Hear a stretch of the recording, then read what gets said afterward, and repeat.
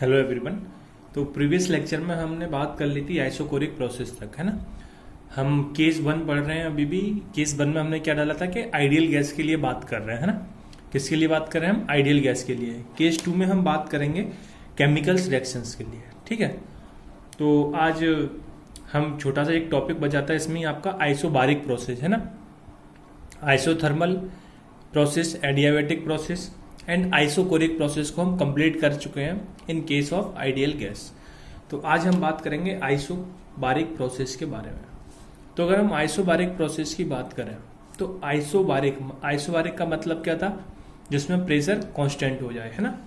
तो अगर हम इसकी बात करें तो सबसे पहले तो इसमें क्या होगा, प्रेशर कांस्टेंट हो जाएगा। जब प्रेशर कांस्टेंट है तो डेल्टा पी और डीपी दोनों की दोनों क्या हो जाएंगे, आपके जीरो हो जाएंगे, है ना। डीपी और डेल्टा पी ये अपन देख चुके हैं पहले ही कैसे जीरो होता है। अगर हम फिर से सेम वही चीज बातें करें, इसमें सिस्टम कौन सा होगा? आइडियल गैस अपना सिस्टम होगा। आइडियल गैस क्या होगा? सिस्टम होगा। इसका मतलब इसमें भी अपन PV equal to NRT use कर सकते हैं जहां आपको जरूरत पड़ती है। सेकंड, सिस्टम आपका क्लोज सिस्टम होना चाहिए। क्लोज सिस्टम सेम कंडीशन है, अभी तक जितनी भी 3 प्रोसेस पड़ी हैं सेम। क्लोज सिस्टम का मतलब क्या है? मोल्स कांस्टेंट हो जाएंगे। एन यानी मोल्स। मोल्स क्या होंगे उसमें? कांस्टेंट होंगे। अगर आप क्लोज सिस्टम लोगे तो ओपन लोगे तो सीधी सी बात है गैस फक जाएगी। इसमें वेरिएबल आपके क्या होंगे? वॉल्यूम और टेम्परेचर, ठीक है। और ये हम जानते हैं कि वॉल्यूम और टेम्परेचर क्या है, एक दूसरे से डायरेक्टली प्रोपोर्शनल है, पीवी इक्वल टू एनआईटी से। क्लियर है? क्योंकि प्रेशर कांस्टेंट हो गया, मोल्स कांस्टेंट कर दिए, आर गैस कांस्टेंट है ही, तो क्या बचा? P directly proportional to T. तो अगर हम बात करें इसमें फिर से चारों पैरामीटर्स जो आपको कैलकुलेट करने हैं, सबसे पहले डेल्टा ई। अगर आप डेल्टा ई की बात करोगे तो आप NCV delta E delta T use करोगे, है ना। क्या? एनसीवी डेल्टा टी, ठीक है। तो इससे पहले अच्छा मैं आपको इस सिस्टम की थोड़ा कंडीशंस बता दूं। जैसे आपको इनिशियली हमने एक सिस्टम लिया, इनिशियल है। इनिशियली आपका वॉल्यूम होगा V1, टेम्परेचर होगा T1।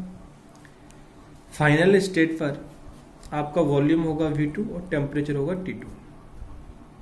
ये आपकी फाइनल स्टेट। क्लियर है? तो PV इक्वल टू एनआईटी से मैं यहां से ये बोल सकता हूं P1 upon T1 equal to V2 upon P1 बोल रहा हूं। V1 upon T1 equal to V2 upon T2। Clear है? पीवी इक्वल टू एनआईटी से लिखा है क्योंकि ये सारी टर्म कांस्टेंट है। देखो PV equal to NIT, sorry. तो यहां से आप क्या लिख सकते हो? V upon T equal to NR upon P. ये टर्म तो क्या हो जाएगी? कांस्टेंट है पूरी। तो V अपॉन टी क्या हो गया? कांस्टेंट। V बाई टी क्या हो गया? कांस्टेंट। कि अपन ने कांस्टेंट मान लिया तो अपन इसको ऐसे लिख सकते हैं, ठीक है। ओके, अब अपन आ जाते हैं इस पर कि जो इंटरनल एनर्जी की मैं बात कर रहा था वो अपन कैलकुलेट करेंगे एनसीवी डेल्टा टी से, है ना। अब इसमें दूसरा फॉर्मूला हमने और पढ़ा था, पर फॉर्मूले तो एक बार लिख ही ले, हम समझ तो चुके हैं ये फॉर्मूले कैसे ड्राइव होते हैं प्रीवियस लेक्चर में। NR T2 minus T1 upon gamma minus 1, है ना। सीवी की जगह अपन क्या लिख सकते हैं? आर अपॉन गामा माइनस 1 और डेल्टा टी का मतलब ये T2 माइनस T1। क्लियर है? अब हम बात करें डेल्टा एच की। डेल्टा एच, तो डेल्टा एच क्या है? NCP delta P. ये क्या था आपका? NCP delta T. क्लियर है? जो एनसीपी डेल्टा टी था इसको आप और कैसे कैलकुलेट कर सकते थे? याद करो, delta H equal to gamma into delta E. ये फॉर्मूला प्रीवियस लेक्चर में आपको लिखा है ना, समझा है कैसे आए हैं, लिखा है क्या। अब लेकिन यहां अपन बात कर रहे हैं कांस्टेंट प्रेशर की। तो कांस्टेंट प्रेशर पर ही आपका जो डेल्टा एच है वो किसके इक्वल हो जाता है? हीट के, एट कांस्टेंट प्रेशर। याद करो, ये सारी चीजें मैं आपको बता चुका हूं। तो इसमें भी अब आपको फाइनली निकालना क्या है? अगर आपने एक पैरामीटर्स निकाल दिया डेल्टा ई, तो डेल्टा ई से आप गामा से मल्टीप्लाई करके डेल्टा एच कैलकुलेट कर लोगे, और जो डेल्टा एच आएगा वही आपका क्या होगा? हीट होगा। तो 3 पैरामीटर्स तो आपने क्या किए इसमें ऐसे ही कैलकुलेट कर लिए। अब लास्ट पैरामीटर बचता है वर्क। तो वर्क के लिए सबसे पहले आपका जनरल फॉर्मूला क्या है? Minus P D B. Clear है। तो इसमें वॉल्यूम की बात कर रहे हैं तो V initial to V final, हम इनिशियल को V1 मान लेते हैं, फाइनल को V2 मान लेते हैं, है ना। अभी तक यही मानते आ रहे हैं। तो माइनस ऑफ प्रेशर कांस्टेंट है तो प्रेशर बाहर आ जाएगा, फाइनली फॉर्मूला क्या बन जाएगा, V2 माइनस का V1। क्लियर है, ठीक है सर। तो इसको आप और क्या लिख सकते हो, माइनस का NR डेल्टा टी। सर ये कैसे लिख दिया,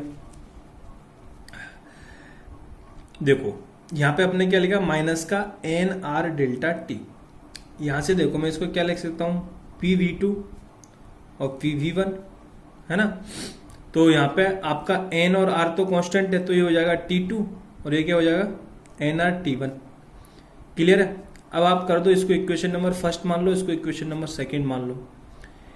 इक्वेशन नंबर फर्स्ट में से इक्वेशन नंबर सेकंड को माइनस कर दो, तो आपके पास क्या बचेगा, PV2 माइनस का PV1 is equal to NR T2 minus का NR T1। तो यहां से P कॉमन लिया तो क्या आ गया, V2 माइनस का V1, इधर NR कॉमन लिया तो क्या आ गया, T2 माइनस का T1। इस T2 माइनस के T1 को आप क्या लिख सकते हो, NR डेल्टा टी। तो वही तो हमने लिखा है NR डेल्टा टी, माइनस तो पहले से चल रहा है साथ में। क्लियर है। तो हम इसको इस फॉर्म में भी लिख सकते हैं, अगर आपको मोल्स, अगर आपको वॉल्यूम नहीं दिया है क्वेश्चन में, तो अगर क्वेश्चन में आपको वॉल्यूम नहीं दिया है, वर्क कैलकुलेट करना है, तो आप क्या करोगे, आपको टेम्परेचर डिफरेंस दिया होगा, फिर एक चीज तो दी होगी, समझ रहे हो ना, क्योंकि मोल्स और ये तो कांस्टेंट है, ठीक है। तो आप फिर इस फॉर्मूले को यूज करोगे, ठीक है सर, आ गया समझ में, ओके। अब हम फ्लोट को भी थोड़ा देख लें। यहाँ पर फ्लोट से हम क्या क्यू को कैलकुलेट करना बताऊंगा एक तरीके से, फिर से अपन प्रूविंग देख रहे हैं कि ये इक्वल कैसे है, ठीक है। तो क्यू से अपन क्या निकालेंगे, सॉरी फ्लोट से क्या कैलकुलेट करूंगा मैं, क्यू, है ना, यानी हीट। तो फ्लोट क्या है आपका, delta E equal to Q plus का डब्ल्यू। तो फिर से बोलो, ये जो डेरिवेशन करा रहा हूं ना, वो आपकी जरूरत की नहीं है, आपको तो ये फॉर्मूले याद रखने हैं, है ना। तो अभी तक अपन ने 3-4 प्रोसेस में सेम फॉर्मूले यूज करते आ रहे हैं। ये तो पूरी थर्मो में मैंने यूज कराया है, डेल्टा ई के लिए आइडियल गैस के लिए, और डेल्टा एच के लिए एनसीपी डेल्टा टी, और वर्क के लिए पीडीबी। तो अभी तक तो ये याद हो गए होंगे, आपको रट गए होंगे, है ना। देखो वर्क के फॉर्मूले में करना कुछ नहीं है, जैसी आपको कंडीशन बोलता है ना, बस वो कंडीशन उसमें फिट कर दो और आपका फॉर्मूला अपने आप निकल के आ जाएगा। जैसे यहाँ वॉल्यूम की बात किया तो अपन ने वॉल्यूम रख दिया, आगे और जो केमिकल रिएक्शंस में देखेंगे वहां वो प्रेशर और टेम्परेचर कांस्टेंट होती है, तो वहां वो जिस चीज की बात करेगा अपन उसको अप्लाई कर देंगे। वहां मोल्स चेंज होंगे तो अपन मोल्स को लिए बात करेंगे, है ना। तो बस इतना सा अंतर है, फॉर्मूला बेसिक फॉर्मूला आपका यही है, ठीक है। अब यहां से देखो delta E equal to Q plus का डब्ल्यू, ठीक है। तो इसको आप क्या लिख सकते हो, NCV delta T, delta E को, डेल्टा क्यू को एट कांस्टेंट प्रेशर पर क्यूपी लिख दिया, प्लस माइनस का एन आर डेल्टा टी, किसकी जगह, डब्ल्यू की जगह, जो अपने अभी कैलकुलेट किया है। क्लियर। तो यहां से क्यूपी इक्वल टू आप क्या लिख सकते हो, एनसीवी डेल्टा टी, ये इस साइड आया तो ये हो गया प्लस का N R delta T. Clear है। आप ये चीज यहां से लिख सकते हो, हाँ सर लिख सकते हैं, ठीक है। तो अब देखो मैं यहां से थोड़ा प्रूफ बताना चाह रहा हूं फिर से एक बार। क्यूपी इक्वल टू, अब इसमें से आप कॉमन क्या ले सकते हो, एन कॉमन ले सकते हो, तो एन कॉमन ले लिया, बचा क्या इधर सीवी प्लस का आर, और डेल्टा टीवी कॉमन ले सकते हो, तो मैं यहां डेल्टा टी लिख दिया, ठीक है। और सीवी प्लस आर को आप क्या लिख सकते हो, सीपी लिख सकते हो, तो ये क्या हो गया, एनसीपी डेल्टा टी, है ना। सीवी प्लस आर को आप क्या लिख सकते हैं, सीपी, तो क्या हो गया N Q equal to NCP delta T. तो आपकी एक प्रूविंग यहां से भी आ सकती है, तो इसकी तो आपको जरूरत नहीं है, तो सिर्फ आपको ये कि फ्लोट से भी हम इसको कर सकते हैं ना। और एनसीपी डेल्टा टी क्या है, डेल्टा एच, तो बताना ये चाह रहा हूं आप, यहां से भी ये आपने इक्वल कर दिया जो मैंने यहां लिखा है, और एक जगह और प्रूविंग कर चुका हूं, हालांकि ये बताने की जरूरत नहीं थी, इतनी बार आपको बता चुका हूं। तो आपको देखो फाइनली ये फॉर्मूला अभी तक याद हो गया होगा, ये याद हो गया होगा, है ना। और वर्क का तो भाई स्टार्टिंग से ही कर रहे हैं, बेसिक फॉर्मूला याद रखना है, बाकी फिर आप कंडीशन अप्लाई कर दो। तो इतने में से आपको इतना चीज याद रखनी है ना। ठीक है सर। अब मैं थोड़े इनके ग्राफ की अगर बात करूं, फिर से बोलूंगा डेरिवेशन के पीछे रटने में मत बैठ जाना कि ये कैसे क्या हो रहा है ना। इसको एक बार देख लो कि फॉर्मूला कैसे निकल के आता है, बहुत आसान है। आपको फाइनली फॉर्मूले याद रखने हैं और कंडीशंस में अप्लाई करनी है, जैसी कंडीशंस बोलता है। अपन पीवी ग्राफ की बात करेंगे, पीटी ग्राफ की बात करेंगे और वीटी ग्राफ की बात करेंगे। तो इसमें अगर मैं पीवी ग्राफ की बात करूं तो कुछ ऐसे जाएगा, प्रेशर कांस्टेंट हो गया, वॉल्यूम बढ़ रहा है ना, क्योंकि वॉल्यूम तो चेंज हो सकता है और अगर टेम्परेचर भी चेंज हो सकता है तो पीटी में भी अपन ऐसे ही सेम ग्राफ बनेगा।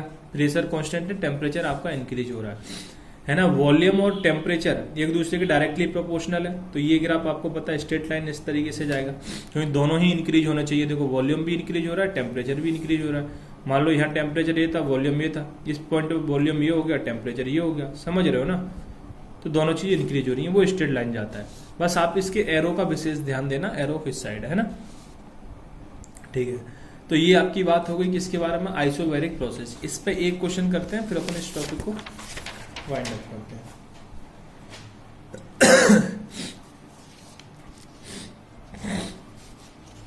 जैसे क्वेश्चन है 2 मोल्स। अच्छा, ये जो ग्राफ बनाया वो अपन ने कहा बनाया हीटिंग पे बनाया है ना, इसलिए समझ रहे हो ना।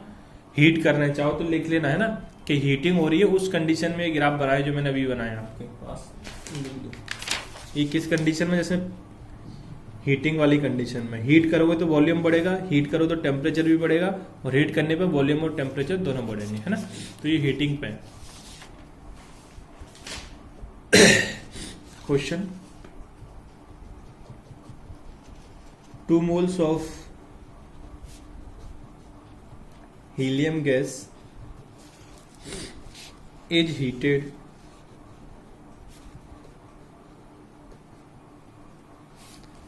isobarically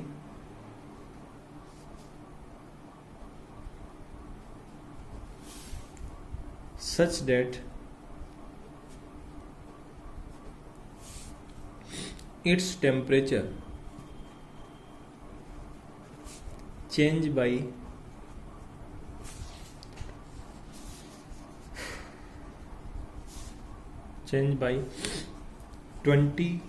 200 Kelvin. Calculate internal energy delta E, delta H, W and Q for process.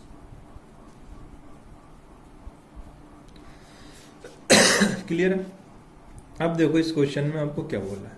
सबसे पहले आपको गिवन क्या है, एन की वैल्यू गिवन है, तो मोल्स हो गए कितने 2। दूसरी चीज आपको क्या गिवन है, हीलियम गैस बोला है, तो हीलियम गैस कैसी थी, मोनो एटॉमिक थी। तो मोनो एटॉमिक के लिए है ना, हीलियम गैस कैसी है, मोनो एटॉमिक। तो मोनो एटम के लिए गामा की जो वैल्यू होती थी वो 5/3 है ना। ये सब कैलकुलेट करना मैं आपको बता दिया हूँ, आप उस फॉर्मूले से कैलकुलेट कर सकते हो, है ना। नहीं तो आपने याद रखा हो तो अच्छी बात है। और CV की जगह आप कितना वैल्यू आती थी, 3R/2। और डेल्टा टी, इसमें देखो चेंज इन टेम्परेचर लिखा है ना, टेम्परेचर चेंज लिखा है ना, बाई 200। तो डेल्टा टी की वैल्यू दे रखी है 200 केल्विन। क्लियर, ये डाटा आपको क्वेश्चन में गिवन है। अब आपको सबसे पहले कैलकुलेट करते हैं डेल्टा ई। तो डेल्टा ई का फॉर्मूला आप लगाओगे NCV डेल्टा टी। एन की वैल्यू कितनी दे रखी है 2, CV की वैल्यू कितनी है 3R/2, डेल्टा टी की कितनी है 200। तो यहाँ से 2 से 2 कट गया, तो फाइनली आपके पास कितना आ गया 600 R। मैं R के फॉर्म में छोड़ दे रहा हूँ, जूल में पूछेगा तो आप R की जगह 2 पुट कर दोगे, सॉरी कैलोरी में पूछेगा तो R की जगह 2 पुट कर दोगे, जूल में पूछेगा तो R की जगह 25/3, यही याद रखो, है ना। या नहीं तो से आप क्या लिखते हो 8.314, है ना। तो आपको वो ऑप्शन पर डिपेंड करेगा किस में आंसर पूछ रहा है ना। अभी अपन R में छोड़ देते हैं। सेकंड था डेल्टा एच आर, आपको डेल्टा एच कैलकुलेट करना है। डेल्टा एच आपने क्या बोला, गामा इंटू डेल्टा ई। तो गामा की वैल्यू कितनी है 5/3, डेल्टा ई की वैल्यू कितनी आई है 600 R। तो यहां से जाएगा 200 R बचेगा, तो फाइनली कितना आ गया 1000 R। ये डेल्टा क्या आ गया आपके पास, एच आ गया। क्लियर है, काफी सिंपल क्वेश्चन है। W की बात करोगे माइनस का NR डेल्टा टी। अब देखो इस क्वेश्चन में आपको वॉल्यूम दिया ही नहीं है, तो आप वो वाला फॉर्मूला यूज ही नहीं कर सकते हो, है ना। तो आपको करना कौन सा है, फिर आपको मोल्स दिए, आर कांस्टेंट है, डेल्टा टी की वैल्यू दी है, तो ये वाला फॉर्मूला यूज करोगे। तो माइनस एन की वैल्यू 2, आर की वैल्यू आर के फॉर्म में छोड़ दो, मैं 25/3 लिखना चाह रहा था, इनटू डेल्टा 2 की 200, तो यहाँ से भी कितना आ गया 400 आर, किसका, माइनस का। तो ये हो गया आपका वर्क, ठीक है। और बचा आपका क्या, क्यू। तो क्यू के लिए आपके पास क्या कंडीशन थी कि क्यू आपका इक्वल था किसके, डेल्टा एच के। तो जो क्यू की वैल्यू होगी वही किसकी वैल्यू हो जाएगी, डेल्टा एच की। तो डेल्टा एच की कितनी है, मतलब जो डेल्टा एच की होगी वही क्यू की वैल्यू हो जाएगी, तो कितना हो गया 1000 आर, ठीक है। तो देखो आपने आसानी से सारी चीजें कैलकुलेट कर ली।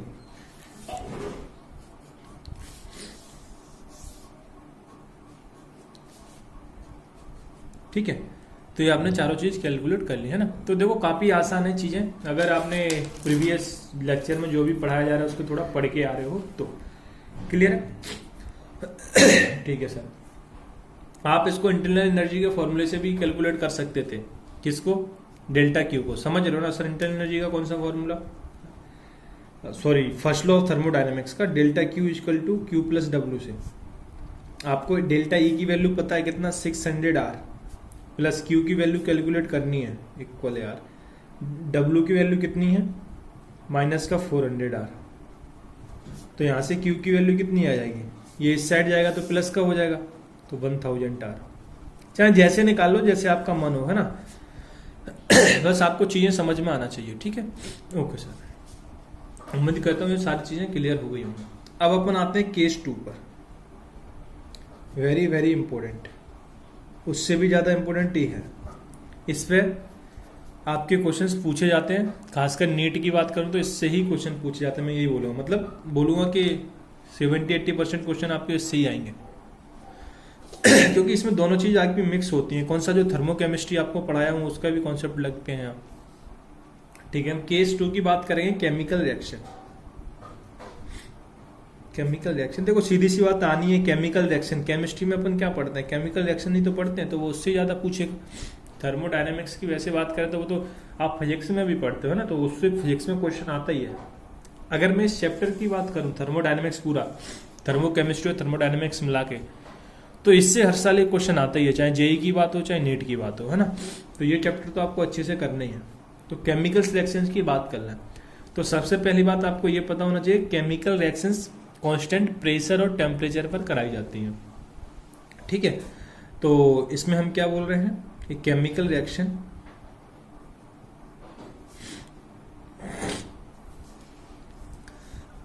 टेक्स प्लेस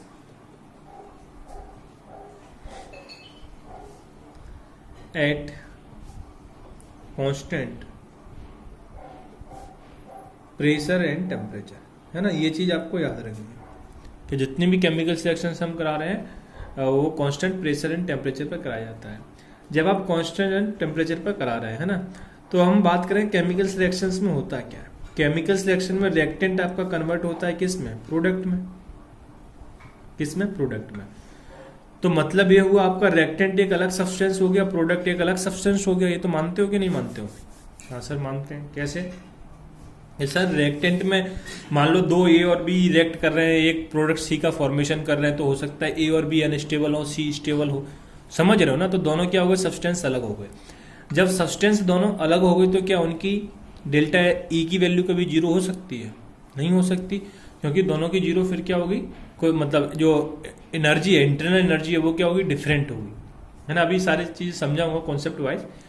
और क्या पर इसकी डेल्टा एच की वैल्यू जीरो हो सकती है? नहीं हो सकती, क्योंकि दोनों सब्सटेंस ही अलग है, तो उनकी खुद की जो एंथैल्पी है वो भी क्या होगी, अलग होगी। अपन बात भी करते हैं, मतलब बात करते हैं क्या है, केमिकल थर्मोडायनेमिक्स में पढ़ाया है, थर्मोकेमिस्ट्री में, कि डेल्टा एच रिएक्शन का कुछ ना कुछ होता है। आपने देखा होगा किसी का भी डेल्टा एच जीरो तो नहीं आ रहा होगा, देखा था क्या? किसी का डेल्टा एच जीरो देखा था क्या आपने? नहीं देखा ना। तो डेल्टा एच आपका जीरो नहीं आना है, और ना ही इंटरनल एनर्जी जीरो आनी है। क्यों सर इंटरनल एनर्जी जीरो क्यों नहीं आ रही है? क्योंकि इंटरनल एनर्जी में हमने क्या बोला था कि ये various type of kind of क्या है, एनर्जी का समेशन है। उसमें आपकी मेजर जो एनर्जी थी, काइनेटिक एनर्जी थी और पोटेंशियल एनर्जी थी, है ना। तो आप मान लो काइनेटिक एनर्जी तो मोशन की वजह से होती है, तो मान लो कि वो आपकी कांस्टेंट हो जाएगी रिएक्टेंट प्रोडक्ट साइड में, कांस्टेंट हो सकती है ना, ठीक है। बट आपकी पोटेंशियल एनर्जी तो कभी इक्वल नहीं होगी रिएक्टेंट और प्रोडक्ट साइड की। ऐसा क्यों? क्योंकि यार दोनों साइड सब्सटेंस डिफरेंट है। जब सब्सटेंस डिफरेंट है तो उनकी खुद की पोटेंशियल एनर्जी होती है तो सब्सटेंस की, है ना, ठीक है सर। अभी देखते भी हैं इसको। तो पहले मैं बता दूं कि इसमें अपन को यूज क्या करना है। सबसे पहले डेल्टा एच और डेल्टा ई निकालने के लिए, डेल्टा एच के लिए आप summation of enthalpy of product minus summation of enthalpy of reactant use करोगे, और डेल्टा ई के लिए summation of energy of product और एनर्जी ऑफ रिएक्टेंट यूज करेंगे। हमको ये फॉर्मूले इसमें यूज करने हैं केमिकल्स रिएक्शंस के लिए। अभी वो यूज क्यों नहीं करेंगे उस पर मैं आ रहा हूं। देखो इसमें जो नॉर्मल स्टूडेंट है वो इसमें मिस्टेक करता है ना, वो इधर ध्यान नहीं देता है और वो क्या बोलता है, सीधा से लगाएगा डेल्टा ई के लिए एनसीवी डेल्टा टी। तो भाई जब उसने एनसीवी डेल्टा टी लगा दिया तो जीरो ही हो गया। क्यों? कांस्टेंट टेम्परेचर है। और डेल्टा एच के लिए वो लगा देता है एनसीपी डेल्टा टी। तो हम ये दोनों तो यूज ही नहीं कर सकते भाई। कांस्टेंट टेम्परेचर पर करा रहा है ये, तो ये वैल्यू क्या हो जाएगी, जीरो हो जाएगी। ये भी क्या हो जाएगी, जीरो हो जाएगी। तो ये चीज हम यूज नहीं कर सकते, क्योंकि कभी भी दो डिफरेंट सब्सटेंस की एंथैल्पी और इंटरनल एनर्जी कभी भी जीरो नहीं हो सकती। और ये रिएक्टेंट से प्रोडक्ट में कन्वर्ट हो रहा है, मतलब दो अलग सब्सटेंस का फॉर्मेशन हो रहा है। रिएक्टेंट में अलग सब्सटेंस होगा, उससे प्रोडक्ट बनेगा, वो एक अलग सब्सटेंस होगा, उसके अलग नेचर्स होंगे, है ना, ठीक है। जैसे Na+ और Cl- NaCl का फॉर्मेशन किया तो भाई NaCl अपना Na+ एक अलग चीज है, Cl- अलग चीज है, बट NaCl अपने आप में एक अलग चीज है। समझ रहे हो ना? अपन वहां डेल्टा एच की बात करते हैं, हमने की भी है थर्मोकेमिस्ट्री में, तो इसलिए ये फॉर्मूले आपको यूज नहीं करने हैं। बिल्कुल आपके जहन में ये बात बस जानी चाहिए। अब हम बात करें काइनेटिक एनर्जी। मान लेते हैं काइनेटिक एनर्जी तो दोनों केसेस में कांस्टेंट हो सकती है, रिएक्टेंट की भी और प्रोडक्ट की। कांस्टेंट मतलब इक्वल हो सकती है। बट हमने बोला इंटरनल एनर्जी क्या है, summation of kinetic energy plus potential energy, और साथ में क्या बोला था, और भी जो एनर्जी है उनको तो अपन कांस्टेंट मान लेते, पर मेजर चीजें यही थी। ये तो इक्वल हो सकती है, पर पोटेंशियल एनर्जी कभी भी दो डिफरेंट सब्सटेंस की इक्वल नहीं हो सकती, है ना।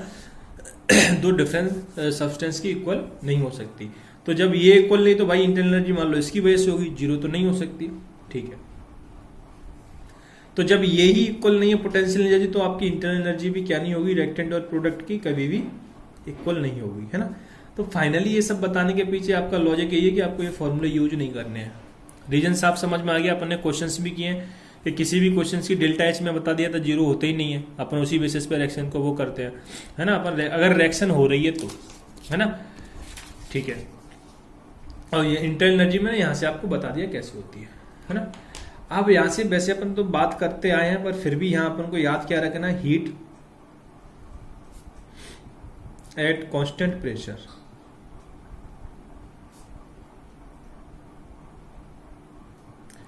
हीट एट कांस्टेंट प्रेशर क्या होगी, क्यूपी, समझ आता है।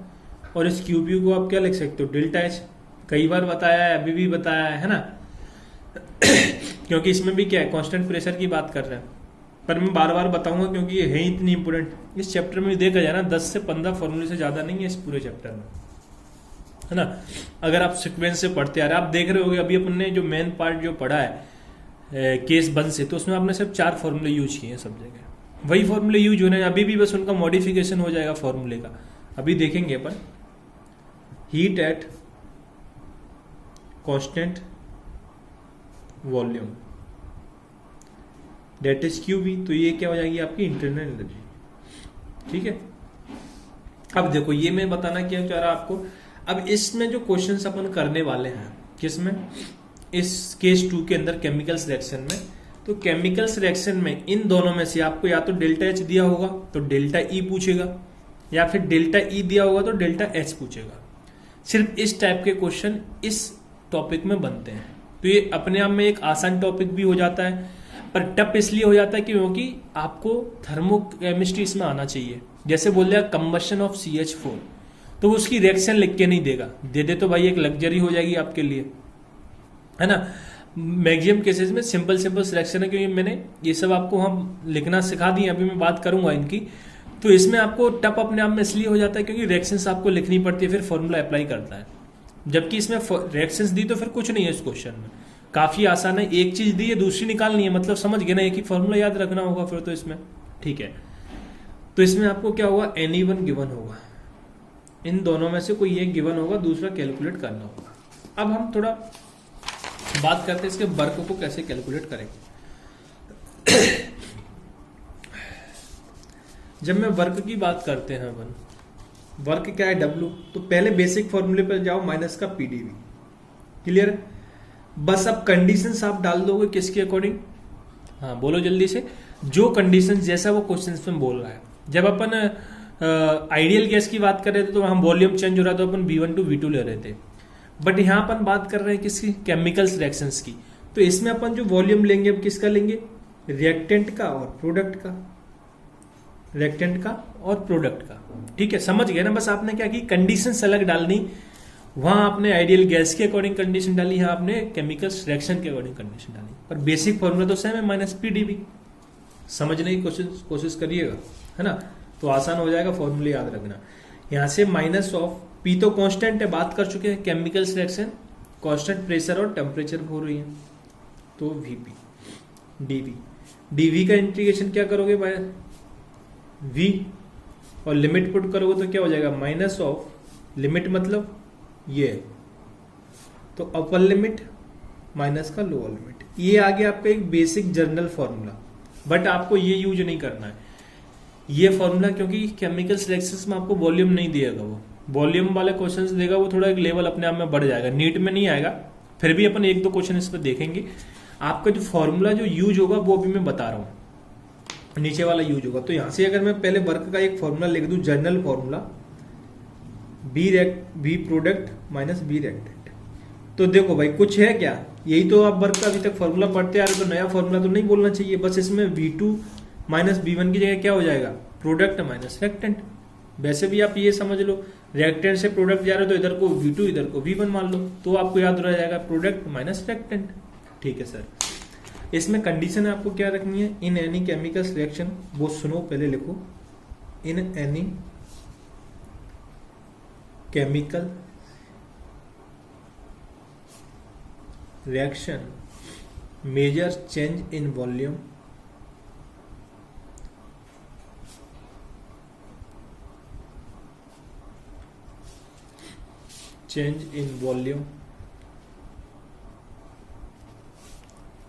occur because of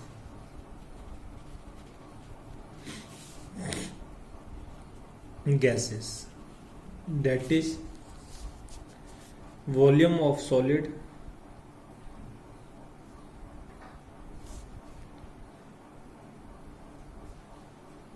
और गैसेस क्या बोला, वॉल्यूम ऑफ सॉलिड और लिक्विड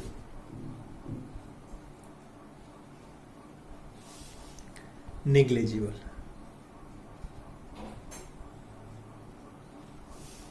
विथ रिस्पेक्ट टू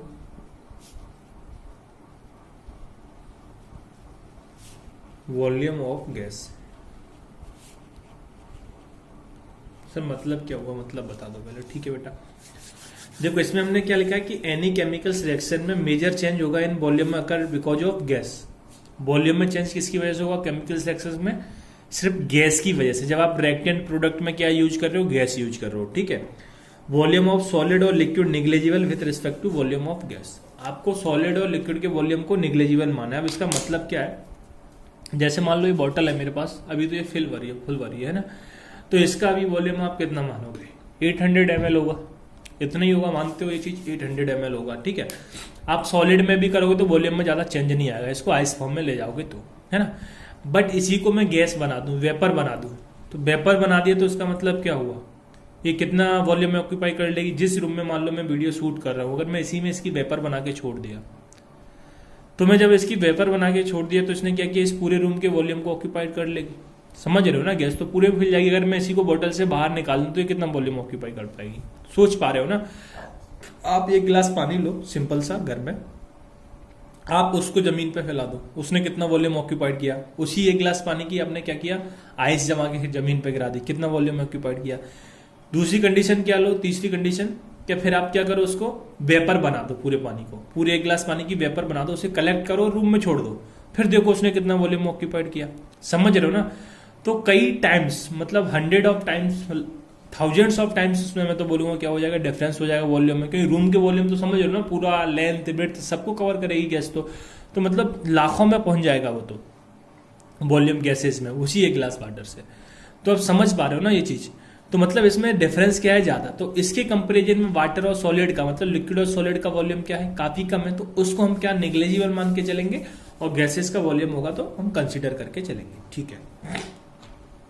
अब बात आती है सर आपको फॉर्मूला कौन सा यूज करना है। वॉल्यूम नहीं दिया है तो वॉल्यूम दिया है तो अच्छी बात है, तो मैं पहले ही बोल चुका हूँ वॉल्यूम वाले क्वेश्चंस काफी कम मिलेंगे आपको। जो क्वेश्चंस मिलेंगे वो मिलेंगे मोल्स के ऊपर। अभी बात कर रहे हैं कैसे। तो हमने अभी पता है कि पीवी इक्वल टू क्या होता है, अभी नहीं, बहुत पहले से पता है, एनआरटी, है ना। पीवी इक्वल टू क्या होता है, एनआरटी। ठीक है सर। तो यहां से एक चीज देखो, पी तो आपने कांस्टेंट बोल दिया है केमिकल रिएक्शंस के लिए। हाँ सर। वॉल्यूम आपने कांस्टेंट नहीं बोला है, तो मैं बोल देता हूं कि जो प्रोडक्ट का वॉल्यूम है वीपी, मतलब ये वॉल्यूम किसका है, प्रोडक्ट के लिए बात कर रहा हूं, है ना। इक्वल टू, क्या आपने मोल्स कांस्टेंट बोले हैं, नहीं बोले हैं, तो यहाँ मोल्स ऑफ किसके, प्रोडक्ट के। जब मैं प्रोडक्ट की बात कर रहा हूं तो आर कांस्टेंट है, और टेम्परेचर भी आपने कांस्टेंट बोला है केमिकल रिएक्शंस के लिए, तो वो भी क्या आ गया, टी आ गया। सेकेंड कंडीशन ले लो आप रिएक्टेंट के लिए, तो पी तो कांस्टेंट है, अब वॉल्यूम ऑफ क्या होगा, reactant equal to moles of reactant R और टी, क्योंकि वॉल्यूम और प्रेशर और टेम्परेचर कांस्टेंट है केमिकल रिएक्शंस के लिए। तो इन दोनों इक्वेशन से अगर मैं इन दोनों इक्वेशन को क्या कर दूं, माइनस कर दूं, मान लो आप इसको इक्वेशन नंबर फर्स्ट मान लो, इसको इक्वेशन नंबर सेकंड मान लो, है ना, जैसे अभी कुछ देर पहले आपको बताया। तो जब मैं इसमें से माइनस करूंगा, मतलब पी वी पी माइनस का P V R equal to N P R T minus का एन आर आर टी। तो यहां से आप पी कॉमन ले लिया, बीपी माइनस का वी आर आ गया, यहां से आपने आर टी कॉमन ले लिया, है ना। मैं आर टी उस साइड लूंगा तो लिखने में अच्छा लगेगा। यहां मैंने एन पी माइनस का एन आर बचा, क्योंकि मैंने यहां आर टी कॉमन ले लिया। ठीक है। तो आप देखो पी बी जो है प्रोडक्ट माइनस रिएक्टेंट, यही तो आपका क्या है, वर्क है। कहां है सर, ये रहा वर्क, समझ रहे हो ना। तो भाई मैं इसको पी वी पी माइनस का वी आर, इसको आप क्या लिख सकते हो, delta N G, delta N G लिख सकता हूं, क्योंकि मैं गैसेस के लिए बात कर रहा हूं, मोल्स किसके ले रहा हूं, गैसेस के, तो delta N G R T. समझ में आता है ये चीज। और ये आपका किसके इक्वल है, वर्क के इक्वल है, समझ रहे हो ना। तो मतलब मैं यहां से अगर इस पी वी आर, इस पी वीपी माइनस आर की वैल्यू इस फॉर्मूले में पुट कर दूं, क्योंकि ये भी क्या है, यही तो है, प्रोडक्ट माइनस रिएक्टेंट। तो यहां से आपके लिए वर्क के लिए जो फाइनल फॉर्मूला आ जाएगा वो क्या हो जाएगा, minus of P VP minus V R, यहां में डब्ल्यू यहां नहीं लिखना चाहिए, माइनस सिंबल आएगा, R equal to minus of delta N G R T. समझ में आया। फिर से एक बार बता देता हूं, ये आपने P V equal to N R T से इसकी वैल्यू निकाल ली एक तरीके से, और इसकी वैल्यू क्या आई, delta N G R T, और इसकी वैल्यू आपने इस इक्वेशन में पुट कर दी, तो आपके पास डब्ल्यू आ गया, minus P V to R to delta N G R T. तो वर्क निकालने के लिए आपके पास ये फॉर्मूला आ गया, किसमें, रिएक्शंस के लिए। आसान है। हाँ, एक चीज और आपको बता दूं कि इस क्वेश्चन, इस टाइप जो केमिकल सिलेक्शन है इसमें आपको जनरली पूछेगा वो एक ही चीज, क्या क्या पूछेगा सर, डेल्टा एच देगा तो डेल्टा ई देगा तो डेल्टा एच। सर वो फॉर्मूला क्या है, आ रहे हैं अभी उसमें, पर थोड़ा वर्क के बारे में भी इसमें बात करें, है ना। तो ये दो तरीके से आप निकालना है। अब देखो जब वॉल्यूम गिवन होगा तो आपको ये यूज करना है, जब वॉल्यूम गिवन है। जब वॉल्यूम गिवन नहीं है तो आपको ये यूज करना है, क्योंकि इसमें मोल्स तो डिफरेंट रहेंगी, तो आप वहां से बात करेंगे, है ना। ये आप जब वॉल्यूम गिवन नहीं है, वॉल्यूम नॉट गिवन, ठीक है, जब आप इसको यूज करोगे। अब बात ये आती है इसके बेसिस पे, तो फिर से आपकी तीन कंडीशन बन जाएंगी। केमिकल इक्विलिब्रियम को याद करो सर, तीन कंडीशन क्या, कि आपका डेल्टा एन जी भाई ग्रेटर देन जीरो भी हो सकता है, मतलब पॉजिटिव हो सकता है, और आपका delta N G less than zero भी हो सकता है, और आपका delta N G equal to zero भी हो सकता है। ये तीन कंडीशन बनती हैं या नहीं बनती? हाँ सर बनती हैं, याद आ गया होगा केमिकल इक्विलिब्रियम कुछ कुछ। अब यहां से देखो वर्क आपने लिखा है माइनस का delta N G R T, clear है? ये लिखा है आपने वर्क। जब ये जीरो है, जीरो से बड़ा है कौन? डेल्टा एन जी, मतलब इसकी वैल्यू क्या है? पॉजिटिव है। तो जब इसकी जगह आप पॉजिटिव रखोगे तो वर्क क्या आएगा? नेगेटिव भी आएगा, क्यों? ये नेगेटिव साइन लगा है, समझ रहे हो ना? डेल्टा एन जी की वैल्यू पॉजिटिव आ गई, मान लो 5 आ गई, तो आपने 5 रख दिया, 5 रख दिया, आर और टी की वैल्यू गिवन रहेगी। तो वर्क फाइनली कैसा आया? नेगेटिव आया। तो मतलब ये हुआ जब डेल्टा एन जी पॉजिटिव होगा तो वर्क कैसा आएगा? नेगेटिव आएगा। और वर्क नेगेटिव है तो उसे हम क्या बोलते हैं? एक्सपेंशन। क्या बोलते हैं? Expansion work. समझ गए ना? ये अपन पहली बात कर चुके हैं, work done by the system बोलते हैं इसको, एक्सपेंशन वर्क। इस टाइप के क्वेश्चंस पूछे जाते हैं नीट में भी, है ना? तो ये अपने आप में इंपॉर्टेंट है, ये सब रिमेंबर होना चाहिए, आपको याद होना चाहिए। अब देखो यहां डेल्टा एन जी की वैल्यू क्या आ गई? जीरो से कम, मतलब नेगेटिव आएगी। तो आप डेल्टा एन जी की जगह मान लो -1 वैल्यू आई, तो -1 और माइनस क्या हो जाएगा? पॉजिटिव हो जाएगा। डेट मीन्स आपका वर्क क्या हो जाएगा? यहां से पॉजिटिव हो जाएगा। और वर्क पॉजिटिव होने का मतलब क्या है? कंप्रेशन वर्क कौन सा हो गया? कंप्रेशन वर्क, क्लियर है? अब आ जाओ डेल्टा जी पे। जब डेल्टा जी जीरो है, आप डेल्टा एन जी जीरो है, डेल्टा एन जी सही लगा है ना? हाँ। तो जब डेल्टा एन जी की जगह आप जीरो पुट करोगे तो वर्क भी क्या हो जाएगा? जीरो। तो यहां से वर्क भी क्या हो गया? जीरो, मतलब नो वर्क। ठीक है। अब दूसरे फॉर्म में आप इसको क्या बोल सकते हो? यहां बोला है एक्सपेंशन वर्क, तो एक्सपेंशन वर्क को आप क्या बोलोगे? Work done by the system. ऐसे क्वेश्चंस पूछे गए हैं, फिर से बोल रहा हूं, सिंपल सिंपल क्वेश्चन ही पूछे जाते हैं।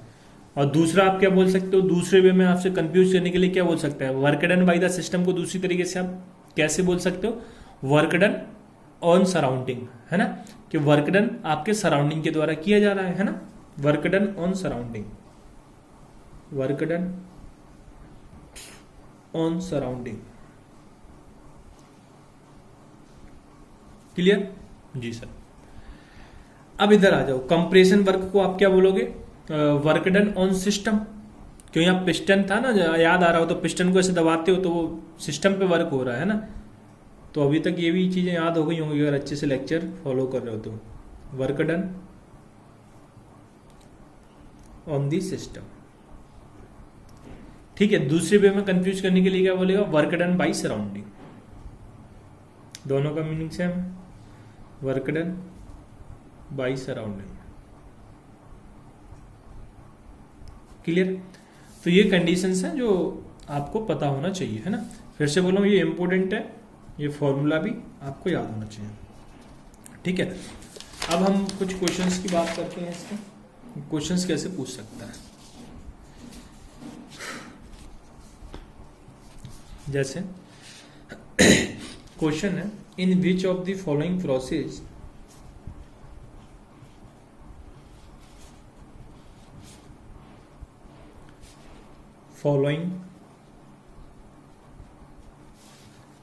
in which of the following reaction work is done by system or by surrounding?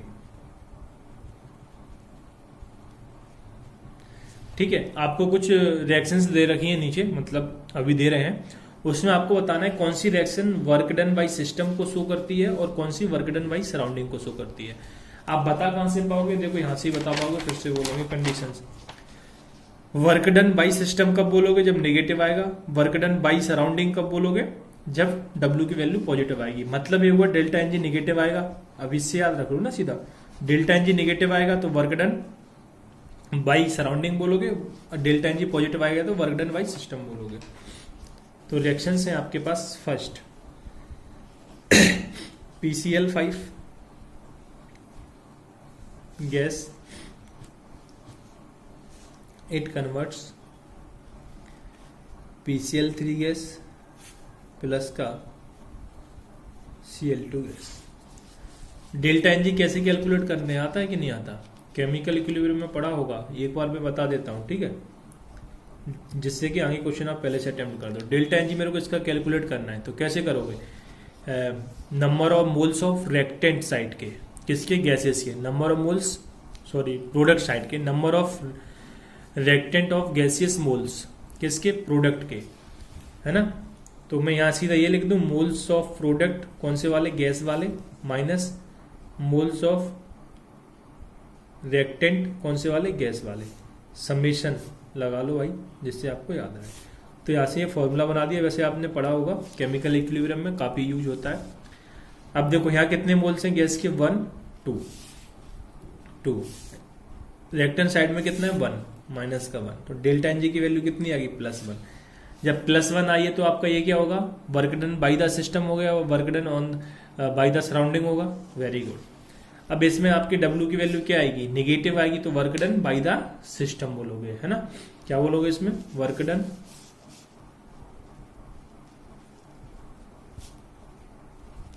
Bye the system. देखो डेल्टा एनजी पॉजिटिव आया तो अपने work done by the system बोला, है ना। ठीक है, आप इसको फॉर्मूले में वैल्यू पुट करोगे तो क्या आएगा? पॉजिटिव ही आएगा, है ना, वर्क। ठीक है, अब अगर मैं इसमें कंडीशंस दे देता कि आप अगर मान लो टेम्परेचर क्या है? 27 डिग्री सेल्सियस है। क्या है? 27 डिग्री सेल्सियस है। तो आप इसकी मेरे को क्या बताओ? वर्क बताओ, वैल्यू कैलकुलेट करके लगा। तो फॉर्मूला क्या है? माइनस का डेल्टा एनजी RT। तो W equal to minus of delta NG की वैल्यू कितनी है? 1। R की जगह मैं कैलोरी में कैलकुलेट कर रहे हैं तो 2 पुट कर देता हूं, है ना। टेम्परेचर आपको क्या दे रखा है? 27 डिग्री सेल्सियस, केल्विन में कन्वर्ट किया तो 300, है ना। ये तो सबको आता है, केल्विन में कैलकुलेट करेंगे। तो फाइनली यहाँ से आप देखो वर्क कितना आ गया? माइनस का 600 कैलोरी। तो अभी आपसे बोल रहा था ना कि वर्क क्या आएगा? निगेटिव आएगा, इसलिए work done by the system हो गया। वैल्यू देखो निगेटिव आई है, तो डेल्टा एनजी की जगह आपने क्या पुट किया? 1 पुट किया। उम्मीद करता हूँ बिल्कुल क्लियरिटी हो गई होगी। सेकेंड क्वेश्चन, है आपके पास SO2 गैस। बैलेंस इक्वेशन होना जरूरी है, ये आपने केमिकल इक्विलिब्रियम में ही पढ़ा होगा, क्योंकि आप मोल्स का यूज कर रहे हो तो बैलेंस इक्वेशन पे ही अप्लाई होगा ये सब। प्लस का O2 गैस, यहां से फॉर्म होगा 2SO3 गैस। क्लियर है? तो इसको बताना है work done by the system या सराउंडिंग है, ठीक है। थर्ड है combustion of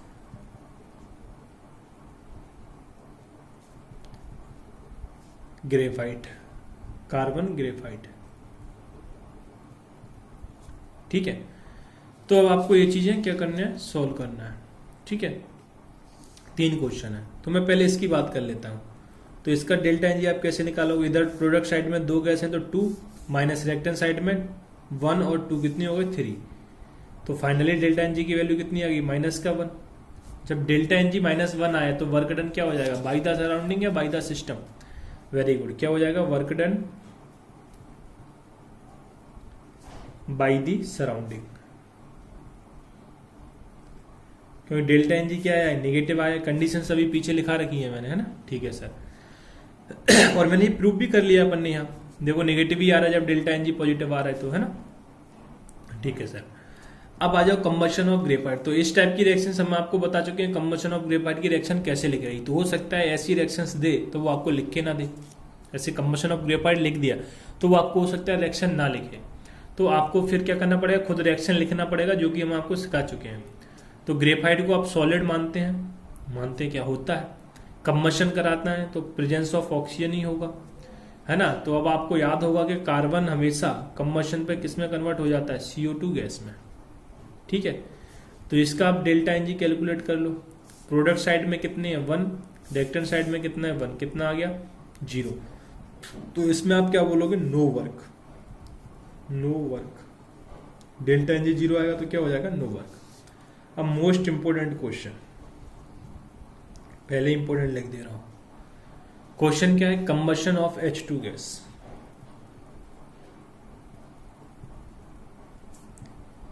combustion of H2 gas. Clear है? तो कंबशन ऑफ H2 गैस, तो पहले तो इसकी रिएक्शन लिख लो कंबशन कराने की, इधर ही लिखते हैं जैसे एक ही जगह आ जाए। H2 का कंबशन कराना है, प्रेजेंस ऑफ ऑक्सीजन ही कराओगे, तो H2 का कंबशन कराना है। तो मैं पहले कंडीशन दे रहा हूं, ये कब करा रहे हो आप? एट 27 डिग्री सेल्सियस पर। कब? 27 डिग्री सेल्सियस पर। तो याद होगा आपको H2 कंबशन करके किस में कन्वर्ट होता है? H2O में। और वो कौन सा फॉर्म होती है? लिक्विड। ठीक है, बैलेंस करने के लिए यहाँ 1/2 कर दिया। ठीक है, तो ये भी आपकी गैस है और ये भी आपकी गैस है। ठीक है, तो इसमें आप अगर डेल्टा एनजी निकालोगे तो डेल्टा एनजी इसका कितना आएगा? ये तो लिक्विड है, क्या है? लिक्विड है। तो कैसे निकालोगे फिर? 0, क्योंकि प्रोडक्ट साइड में कोई भी गैस नहीं है, -1 हाइड्रोजन के लिए प्लस 1/2 ऑक्सीजन के लिए, 1/2 है।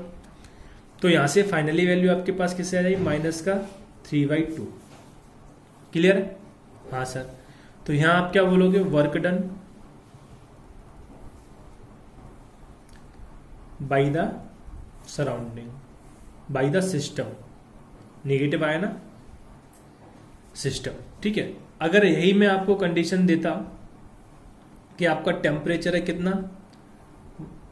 127 डिग्री सेल्सियस, तो इसमें भी अगर आप कराओ H2 + O2 का कंबशन ही कराना है तो आपको मिलेगा क्या? H2O ही मिलेगा।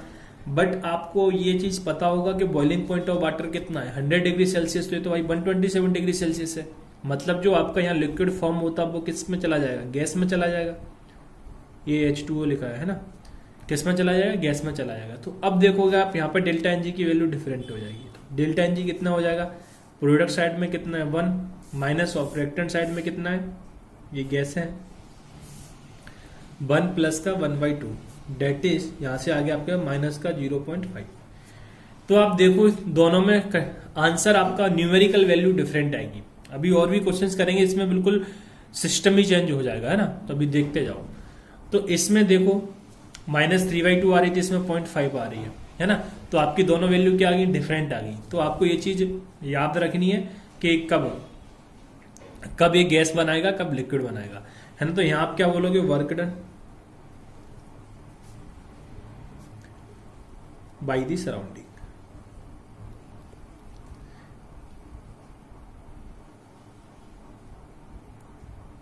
Work done by the surrounding, मैंने यहां उल्टा लिख दिया ना, work done by the surrounding यहां भी होगा।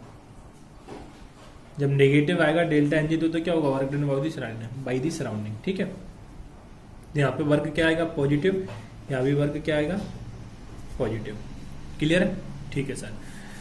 अब देखो क्या सर, फिर हम ऐसे कितने के बॉइलिंग पॉइंट याद रखेंगे और किसी का आपको याद नहीं रखना है ना? वाटर का इसलिए याद रखने के लिए बोला जा रहा है क्योंकि इसको आप बचपन से सुनते आ रहे हो ना, बचपन से बोलते आ रहे हो। इनफैक्ट जब आप छोटे होते हो तो पापा मम्मी बोलने से पहले भी मम बोलते हो ना, मम मम, है ना? मम मतलब क्या? पानी को बोलते हो, है ना? तो इसको तो आप बचपन से ही सुनते आ रहे हो, सबसे पहले ऐसे ही बोलते हैं, तो यही बोलूंगा। तो इसलिए आपको इसका बॉइलिंग पॉइंट पता होता है जनरली, है ना? इसलिए आपको याद रखना। कोई बोले सर बेंजीन का या किसी और चीज का याद रखना, तो वो आपको किसी का भी याद रखने की जरूरत नहीं है, है ना? तो ये इतनी बात हो गई इसकी। अब अपन आ जाते हैं जो मैं आपसे अभी तक बात करता आ रहा हूँ। किसके बारे में सर आप बात करते आ रहे हो? केमिकल्स रिएक्शंस में जो डेल्टा H और डेल्टा E आपको कैलकुलेट करना है उसके बारे में। क्लियर? तो हम पहले रिलेशन निकालेंगे डेल्टा H डेल्टा E में, तब हम उसके बारे में बात कर सकते हैं अच्छे से। तो पहले हम हेडिंग ही बना लेंगे, रिलेशन बिटवीन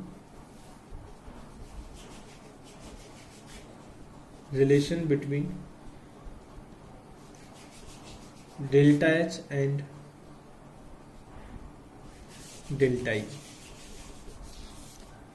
ठीक है, तो देखो डेल्टा H इक्वल टू हम क्या लिख सकते हैं? डेल्टा E प्लस का P2V2 माइनस P1V1, ये चीज हम लिख सकते हैं।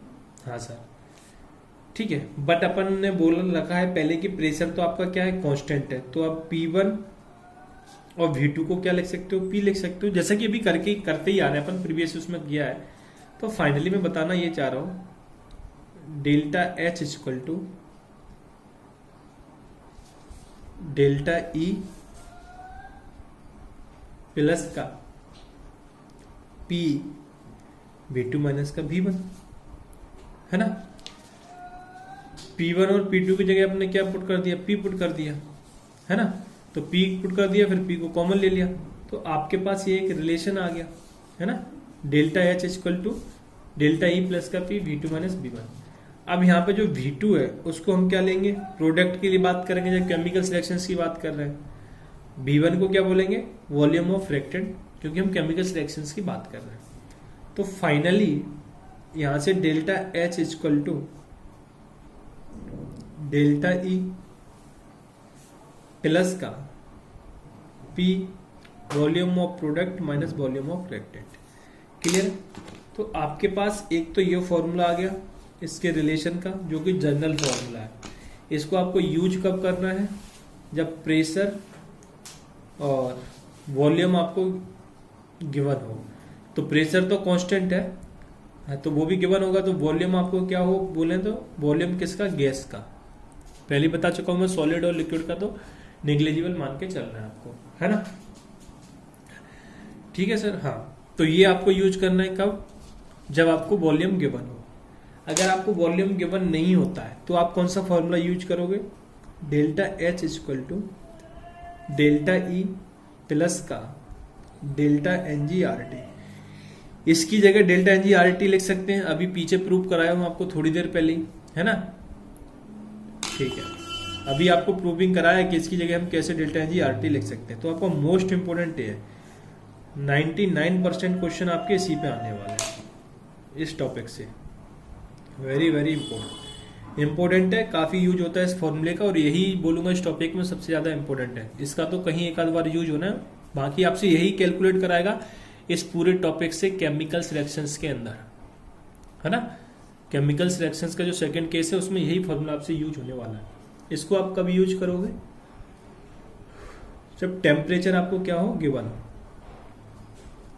टेम्परेचर क्या हो गिवन हो। ठीक है।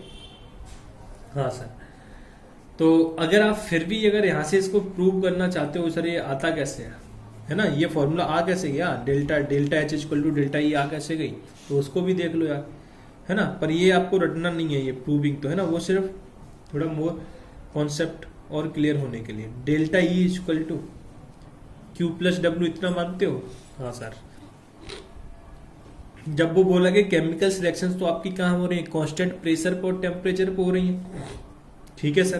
तो जब कांस्टेंट प्रेशर पर हो रही है तो मैं इसको QP लिख दूंगा। हाँ सर, सही बात है। तो यहां से delta E equal to delta H लिख सकते हो, हाँ, प्लस W की जगह आप क्या लिख सकते हो, अभी वर्क आपने कैलकुलेट किया है, माइनस का डेल्टा NG/RT, अभी वर्क कैलकुलेट किया है, लिख सकते हो। हाँ सर, ठीक है।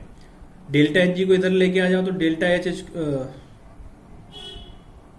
H इक्वल टू क्या हो जाएगा, डेल्टा E प्लस का डेल्टा NG/RT। आ गया कि नहीं आ गया ये फॉर्मूला। यहाँ से कई लोगों को लग रहा हो सर कैसे डायरेक्ट आपने रिलेशन लिख दिया, तो वो रिलेशन डायरेक्ट नहीं लिखा बेटा, हर चीज आपको समझाएंगे। तो यह क्या आ गया आपका, ये यहाँ से प्रूफ भी हो गया, ये अपने क्या कर दिया प्रूफ, है ना, कि ये फॉर्मूला कैसे आता है ना। ठीक है, क्योंकि केमिकल सिलेक्शन कहाँ हो रही है, कांस्टेंट प्रेशर पे हो रही है, टेम्परेचर पे हो रही है, तो आपको ये फॉर्मूला यूज करना है। ठीक है सर। अब एक क्वेश्चन और यहां से उठता है, अगर आपको क्वेश्चन में ये मेंशन कर दे कि वो सिंगल आइडियल गैस की बात कर रहा है, किसकी, सिंगल आइडियल गैस की, तो आपको क्या करना है। जब वो सिंगल आइडियल गैस की बात करेगा तो delta E equal to QP plus का W, कांस्टेंट प्रेशर है,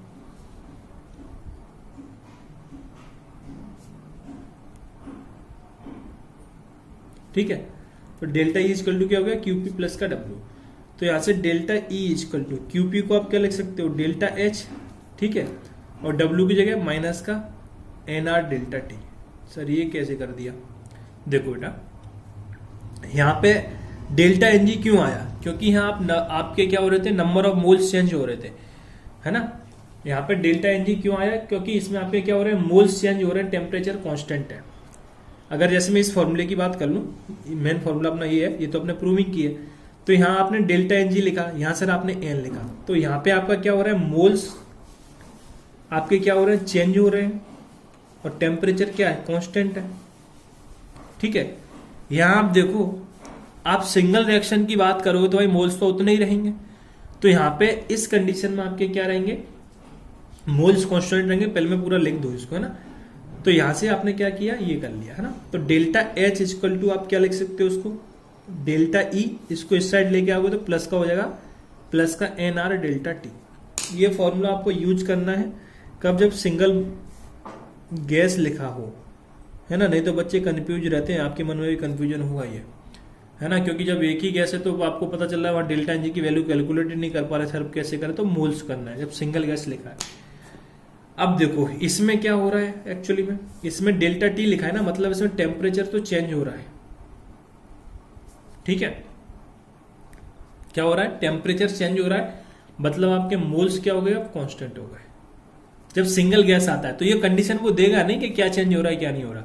आपको सिंगल गैस लिखा होगा तो आपको मान के चलना, ये चीज समझ में आना चाहिए यहाँ से कि इसमें मोल्स कांस्टेंट है, टेम्परेचर चेंज हो रहा है, इसलिए ऐसा आ रहा है ना। और यहाँ ये डेल्टा एन जी क्यों हो रहा है, यहाँ मोल्स चेंज हो रहा है, टेम्परेचर कांस्टेंट है। ठीक है, इसकी भी अपने प्रूविंग कर ली, ये फॉर्मूला कैसे आता है ये तो आपको फाइनली बोलूंगा, यही फॉर्मूला याद रखना है। दूसरा ये याद रखना है, अगर सिंगल गैस की बात करता है तो इसको आप चाहो तो और क्या लिख सकते हो, एनसीपी डेल्टा टी, है ना।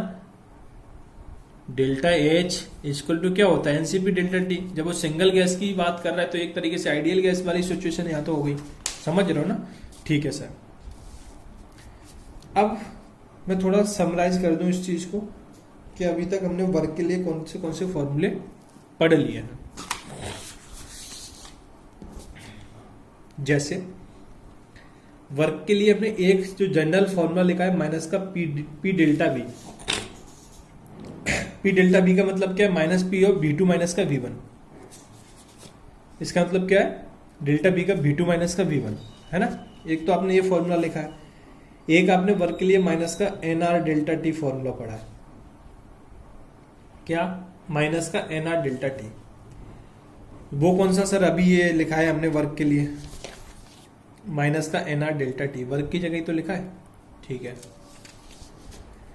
तीसरा जो हमने फॉर्मूला लिखा है माइनस का delta N G R T work के लिए। हमने ये तीन फॉर्मूले अभी वर्क के लिए पढ़े हैं, पूरे चैप्टर में बात कर रहा हूं। ये कहा है सब कांस्टेंट प्रेशर में, कांस्टेंट प्रेशर। ठीक है, ये फॉर्मूला है आपका सदाबहार। आप जब आपको ऐसी कंडीशंस मिले आप इसको यूज कर सकते हो। ये फॉर्मूला आप यूज करोगे आइडियल गैस के लिए, वो भी सिंगल आइडियल गैस होगी, है ना।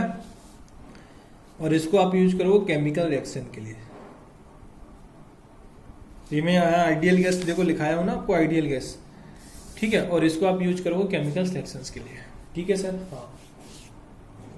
अब यहां से कुछ और चीजें, जैसे इफ, थोड़ा समराइज कर रहा हूं सारी चीजों को, है ना, कि इतना सब पढ़ने के बाद आपको फाइनली याद क्या रखना है।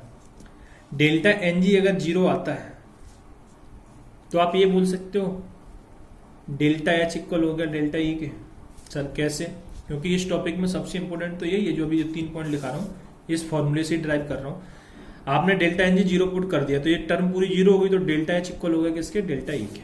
ठीक है sir, if delta N G greater than 0 हो जाए, डेल्टा एन जी की वैल्यू ग्रेटर देन 0 हो गई मतलब पॉजिटिव हो गई। मान लो आप इसको क्या लिख दिया फिर, डेल्टा ई प्लस का 5, तो मतलब क्या हुआ, डेल्टा एच इस प्लस 5 के साथ इसके इक्वल है, मतलब डेल्टा एच इस डेल्टा ई से बड़ा हो गया, क्योंकि डेल्टा ई इसके इक्वल कब हो पा रहा है, जब इसमें 5 वेट आप ऐड कर रहे हो, 5 नंबर ऐड कर रहे हो।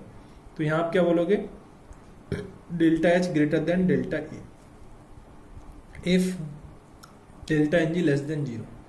तो यहां आप क्या बोलोगे, delta H less than delta E. मतलब ये हुआ, यहां डेल्टा एन जी की जगह मान लो -5 आ गया, है ना। तो ये इक्वेशन क्या बन गई, delta H equal to delta E minus का 5 इधर जाएगा तो ऐड होगा, तो मतलब डेल्टा ई क्या हो गई, बड़ी हो गई।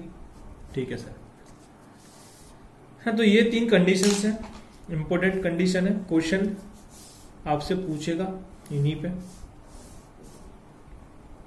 तो ये आपकी इंपॉर्टेंट कंडीशन है।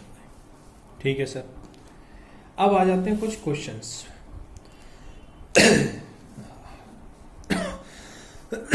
सॉरी, ऐसे क्वेश्चन है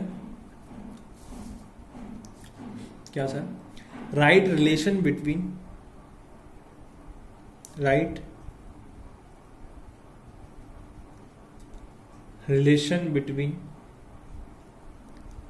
delta H and delta E for combustion of CH4 gas. अब देखो इस टाइप के क्वेश्चंस में होता तो कुछ नहीं है ना, क्योंकि आपको पता ही है कि फॉर्मूला यूज करना है delta H equal to delta E plus delta N G R T. अच्छा, ये फॉर्मूला मैं आपको वहां बताया था थर्मोकेमिस्ट्री में, तो मैं बोला था प्रूविंग अपन इधर पढ़ेंगे कैसे आता है, तो अपन पढ़ लिया है ना। नहीं तो बोले सर आपने वहां बोला था, याद नहीं दिलाया हमको, कब प्रूविंग करा दी। ठीक है, तो देखो अब इसका कंबशन कराना है। अब क्वेश्चन यही आएगा इस टॉपिक से, ऐसे ही क्वेश्चन आएंगे। तो कंबशन कराना तो पहले तो आपको कंबशन आना चाहिए, रिएक्शंस लिखना आना चाहिए, जब तो आप फॉर्मूला यूज कर पाओगे। हाँ सर बात सही है। तो पहले आप क्या करोगे, CH4 का कंबक्शन कराओगे 1/2 ऑफ, अब इसे में 1/2 मेरे को नहीं लिखना चाहिए, O2 गैस। ये हम जानते हैं कि CH4 क्या है, गैस है। तो यहाँ से आपको क्या मिलेगा, कार्बन किस में कन्वर्ट होता है कंबशन में, CO2, और हाइड्रोजन किस में कन्वर्ट होता है, वाटर में, H2O लिक्विड। यहाँ टेम्परेचर में 27 डिग्री सेल्सियस दे रखा है क्वेश्चन में। ठीक है, नहीं दे रखा है तो फिर आप 27 डिग्री सेल्सियस ही मान के चलोगे ना। 25 दे रखा है, कितना भी ले लो। देखो अभी मैं उसका भी चलो निपटारा कर देता हूँ टेम्परेचर का। क्या आपने क्या बना दिया, लिक्विड कितना 2, 4 हाइड्रोजन है तो 2 H2O लिक्विड। बैलेंस करेंगे तो यहाँ भी 2 आ जाएगा, है ना 2। तो आप इसका डेल्टा एनजी कैलकुलेट कर लो। तो डेल्टा एनजी क्या होगा, इधर तो गैस कितनी है आपकी 1, माइनस इधर गैस कितनी है 2 1 3, तो 2 प्लस का 1, तो फाइनली वैल्यू कितनी आ गई माइनस का 2, जिसकी डेल्टा एनजी की। क्लियर है? हाँ सर। तो आप यहां से अब लिखो delta H equal to delta E plus का डेल्टा एनजी आर टी। तो delta H equal to delta E, delta NG की जगह कहते हैं माइनस का 2 ऑफ आर टी। क्लियर है? तो ये आपका क्या आ गया, इसमें रिलेशन आ गया delta H equal to delta E minus का 2 ऑफ आर टी। अब टेम्परेचर की वैल्यू पुट कर दो, आर की केल्विन में पुट कर दो, है ना। तो वो तो आपको जैसे ऑप्शन दिया है उसमें आप पुट कर दोगे। ठीक है, अगर आपको यही चीज दिया होता ये T equal to 125 degree Celsius पर है तो क्या होता। अब ये लिक्विड आपका देखो, फिर से मैं रिएक्शन एक बार लिख देता हूं, CH4 प्लस का 2O2 गैस, ये भी क्या है गैस, ये आपका कन्वर्ट होता CO2 गैस में।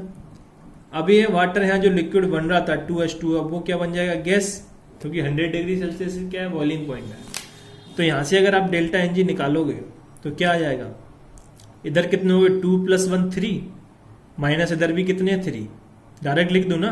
ठीक है सर, कितना आ गया 0 आ गया। डेट मीन्स इस फॉर्मूले में डेल्टा एनजी की जगह 0 पुट करो तो रिलेशन क्या हो गया, delta H equal to delta E, है ना। यही सब तो आपको लिखा है, जब 0 आ गया तो ये इक्वल हो जाएगा, है ना।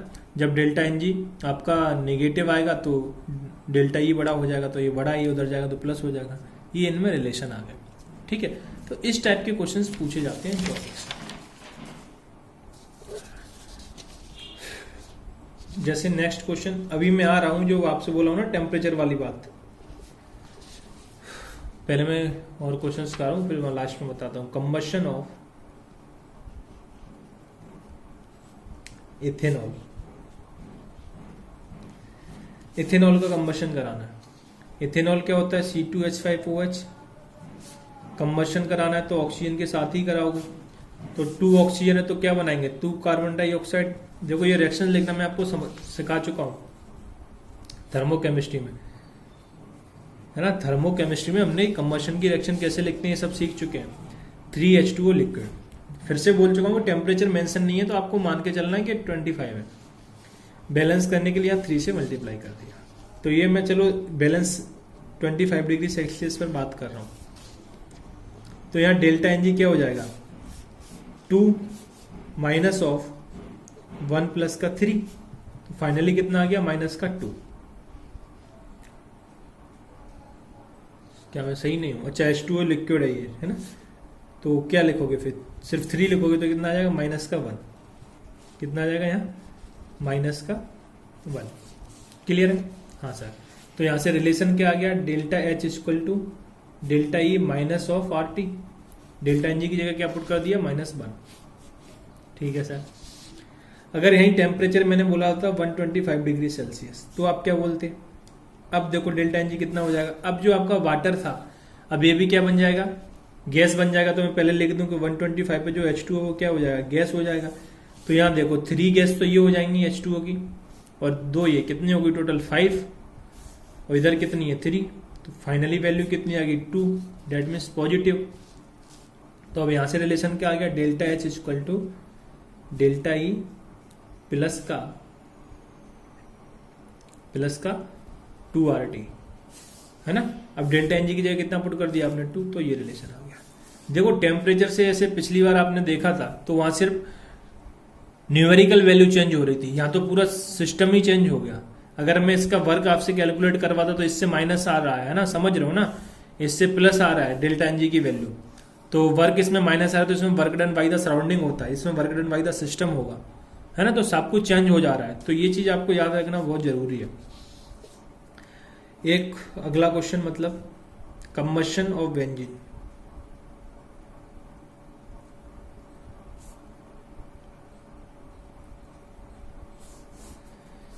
जब कंबशन ऑफ बेंजीन की आप बात कर रहे हो, है ना, तो बेंजीन का कंबशन करा दो। C6H6 क्या है? लिक्विड है। कंबशन कराओगे ऑक्सीजन के साथ ही होगा। 6 और कार्बन है तो ये किस में कन्वर्ट हो जाएंगे? CO2 गैस में। 6 प्लस क्या? वाटर, हाइड्रोजन 6 है तो 3 H2O लिक्विड। ठीक है। अब देखो मैं जो आपसे टेम्परेचर वाली बात बोला था, सर कब हमको लेना है? अगर कोई उसने मान लो 80 डिग्री सेल्सियस दे दिया तो भाई देखो इसके लिए आप क्या याद रखोगे? टेम्परेचर अगर आपको 100 डिग्री सेल्सियस से कम है तो हमेशा वाटर कैसा फॉर्म होगा? लिक्विड। अगर टेम्परेचर 100 डिग्री सेल्सियस से ज्यादा है ना, तो आपका H2O कैसा बनेगा? गैस। समझ गए ना कि बॉइलिंग पॉइंट 100 है ना? ठीक है, आप ये मान के चलोगे। तो इसमें अगर मैं डेल्टा एनजी की बात करूं तो अभी तो ये लिक्विड मान के चलना पड़ेगा अपन को। तो 6 माइनस ऑफ, बैलेंस कर दो पहले, ऑक्सीजन इधर कितनी है? 12 और प्लस 3 15। तो मेरे को यहाँ क्या करना पड़ेगा? 15/2। तो यहाँ मैं क्या लिखूंगा? 15/2 बस, और क्या? ये तो लिक्विड है। तो इसको आप जब कैलकुलेट करते हो तो वैल्यू कितनी आ जाती है? -3/2। तो यहाँ से रिलेशन क्या हो जाएगा? Delta H equal to delta E minus of 3/2 RT। Clear है? ये नीट में क्वेश्चन पूछे गए हैं, ऐसे बता रहा हूं फिर से। अब इस केस में आ जाओ, डेल्टा एनजी कैसे कैलकुलेट करोगे? अब जो आपका वाटर है वो कैसा फॉर्म होगा? गैस फॉर्म होगा। तो 6 + 3 आपके क्या बनेंगे? गैस, माइनस का 15/2। तो अब यहां से आपके पास वैल्यू कितनी आ जाएगी? जल्दी बोलो यार। प्लस का 3/2। ठीक है। तो यहां से डेल्टा H इक्वल टू आप क्या लिख सकते हो? डेल्टा E प्लस का 3/2 RT। क्लियर है? हाँ सर। तो उम्मीद करता हूं कि आपको ये सारी चीज क्लियरिटी हो रही होगी। ये आपके क्या आ गए? रिलेशन आ गए, है ना?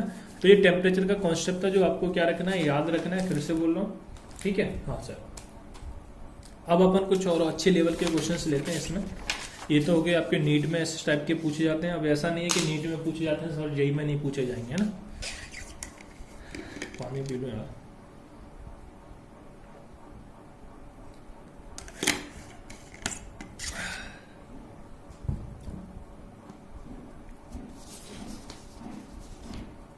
जैसे क्वेश्चन है, फॉर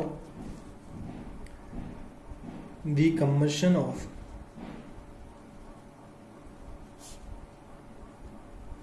isobutane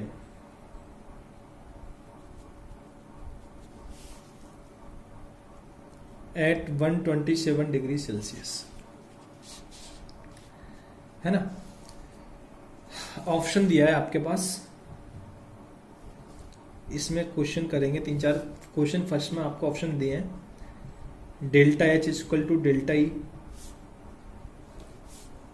बी है delta H less than delta E, C है delta H greater than delta E, D है नॉट, नन ऑफ दीज, है ना। ठीक है सर। तो सबसे पहले for the combustion of isobutane at 127 degree Celsius.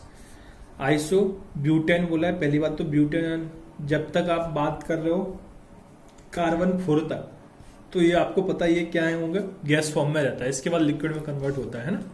ठीक है, एल्किन में फर्स्ट 4 कार्बन गैसेस फॉर्म में ही होते हैं। ठीक है, ठीक, तो ये आपको पता होगा। तो इसके आप 2 आइसोमर बना सकते हो, CH3 CH2 CH2 CH3, इसे बोलते हैं एन ब्यूटेन। दूसरा क्या है, CH3 CH CH3 CH, इसे आप बोलते हो आइसोब्यूटेन। क्लियर है सर?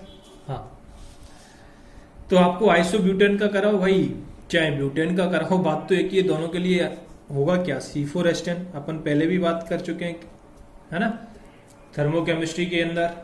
तो ये आपका गैसेस फॉर्म में कंबशन कराना है तो ऑक्सीजन की प्रेजेंट में ही कराओगे। तो यहां से आपके 4 कार्बन है तो 4 CO2 बनाएगा, हाइड्रोजन 10 है तो 5 H2 बनाएगा। और क्या बोला ये 127 डिग्री सेल्सियस, तो 100 से ज्यादा तो गैसेस फॉर्म में बनेंगे। ठीक है सर, बैलेंस कर दो तो ऑक्सीजन यहाँ 13 हो रहे हैं, 8 + 5 13, तो 13/2 ऑक्सीजन भी आपके क्या हुए यहाँ से बैलेंस हो गए। क्लियर है? अब आपको क्या करना है सर, सर को नहीं आपको करना है, डेल्टा एनजे की वैल्यू कैलकुलेट कर लो। इधर 5 + 4 कितना हो गया 9, ये भी गैसेस फॉर्म में ही बनेगा, ये सब मैं सिखा चुका हूँ थर्मोकेमिस्ट्री में। माइनस ऑफ इधर कितना बनेगा आपका 13/2 प्लस का 1। क्लियर है? फाइनली आप जब इसको कैलकुलेट करते हो तो कितनी वैल्यू आएगी 1.5 प्लस का, है ना, क्योंकि ये क्या हो जाएगा 15/2, 15/2 मतलब 7.5, 7.5 और 1.5 ऐड कर दो तो 9 हो जाएगा। तो इसमें डेल्टा एनजी की वैल्यू क्या आ गई पॉजिटिव। जब डेल्टा एनजी की वैल्यू पॉजिटिव आ गई मतलब रिलेशन क्या हो गया, delta H equal to delta E plus का 1.5 RT। तो बड़ा कौन हो गया डेल्टा एच, तो ऑप्शन कौन सा सही हो गया आपका, सी। कौन सा हो गया, सी। इस टाइप के क्वेश्चंस पूछे जाते हैं। इसी में एक सेकंड क्वेश्चन कर ले हम, calculate value of delta H minus का डेल्टा ई। ऐसा क्वेश्चन भी नीट में पूछा गया है इन किलो कैलोरी। क्या बोल दिया, किलो कैलोरी। तो भाई रिलेशन निकाल लो, डेल्टा एच माइनस का डेल्टा ई इक्वल टू क्या हो जाएगा, delta N G R T. कहां से सर, यहां से इसी फॉर्मूले से निकालना है, delta H equal to delta E plus का delta N G R T से। तो इसको इधर ले आओ तो ये माइनस डिफरेंस आ गया। तो इसमें आप देखोगे डेल्टा एन जी की वैल्यू कितनी है 3/2, 1.5 का मतलब क्या है 3/2।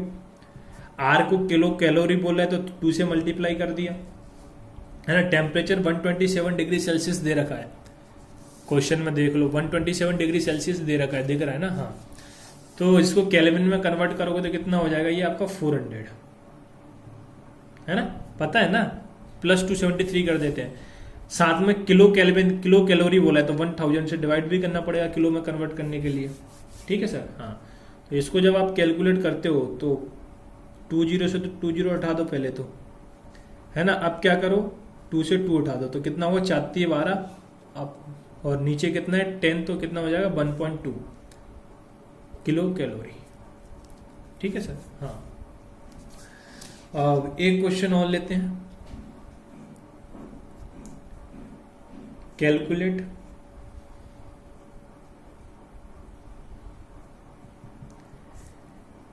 द रिएक्शन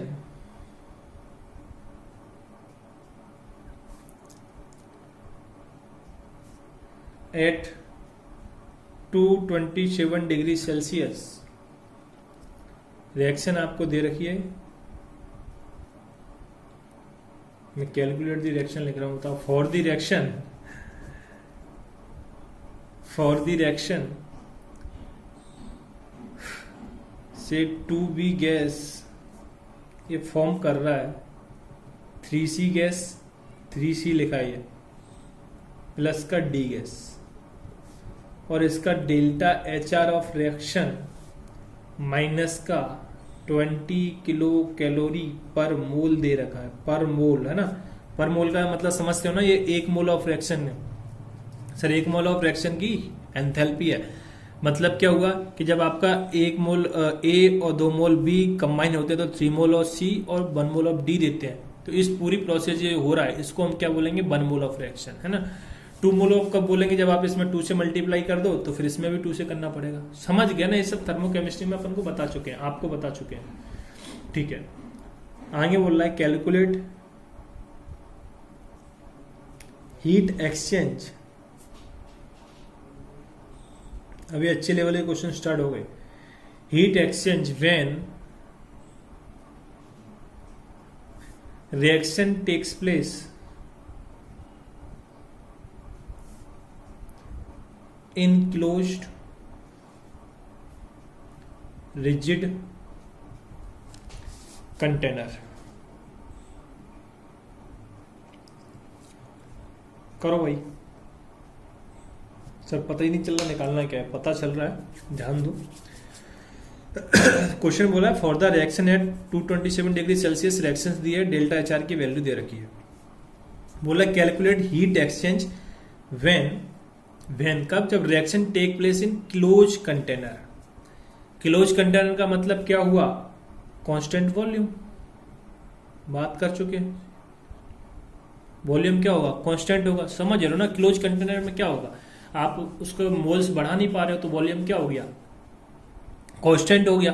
मैं पहले ही बता चुका हूँ क्लोज कंटेनर, जब वॉल्यूम कांस्टेंट हो गया तो एट कांस्टेंट वॉल्यूम पे आप जो हीट की बात करते हो वो कौन सी एनर्जी की बात करते हो, इंटरनल एनर्जी की बात करते हो। डेट मीन्स आपको अब क्या कैलकुलेट करना है इसमें, डेल्टा ई, है ना। इसलिए अच्छे नंबर लेवल के क्वेश्चन है क्योंकि इसमें आपको मीनिंग पता होना चाहिए छोटी छोटी चीजों का, है ना। छोटी तो नहीं है, कई बार इसको अपन यूज किए हैं। तो एट कांस्टेंट वॉल्यूम पे अपन क्या निकालते हैं, internal energy, that means delta E, ठीक है। तो आपको वही कैलकुलेट करना है। तो सबसे पहले आप डेल्टा NG निकालोगे। डेल्टा NG के लिए रिएक्शन देख लो, 3 + 1 4 गैसेज है प्रोडक्ट साइड में, माइनस ऑफ 2 + 1, 2 + 1 कहाँ है, रिएक्टेंट साइड में। तो फाइनली यहां से वैल्यू आपके पास कितनी आ गई, 1 डेल्टा NG की। फॉर्मूला लगा दो, delta H = delta E plus का डेल्टा NG RT। तो डेल्टा H की वैल्यू तो दे रखी है आपको -20 किलो कैलोरी में।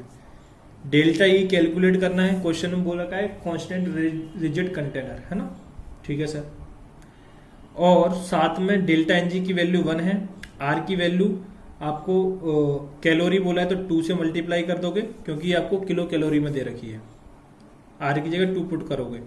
टेम्परेचर 227 दे रखा है डिग्री सेल्सियस में, केल्विन में कन्वर्ट करोगे तो कितना हो जाएगा, 500, है ना। 273 ऐड करोगे तो 300, 400, 500, ठीक है। अपॉन आपको आंसर किस में लेना है, किलो कैलोरी में, क्योंकि ये किलो कैलोरी में, तो आप 1000 से डिवाइड करोगे किलो में कन्वर्ट करने के लिए। तो यहां से डिवाइड किया कितना आया, 2 से गया कितना आया, 1।